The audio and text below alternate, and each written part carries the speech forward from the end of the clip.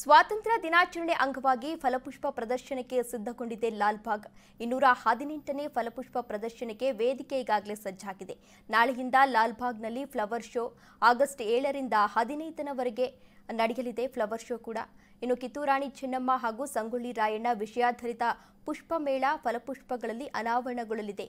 ಸ್ವಾತಂತ್ರ್ಯ ವೀರರ ಜೀವನ ನಾಳೆ ಬೆಳಿಗ್ಗೆ 10 ಗಂಟೆಗೆ ಚಾಲನೆಯನ್ನ ಸಿಎಂ ಸಿದ್ದರಾಮಯ್ಯ ನೀಡಲಿದ್ದಾರೆ. ಡಿಸಿಎಂ ಡಿಕೆ ಶಿವಕುಮಾರ್, ಸಚಿವ ಎಸ್ಎಸ್ ಮಲ್ಲಿಕಾರ್ಜುನ ರಾಮಲಿಂಗಾರೆಡ್ಡಿ ಉಪಸ್ಥಿತಿಯಲ್ಲಿ ಉದ್ಘಾಟನೆಯನ್ನು ಕೂಡ ನಡೆಸಲಿದ್ದಾರೆ.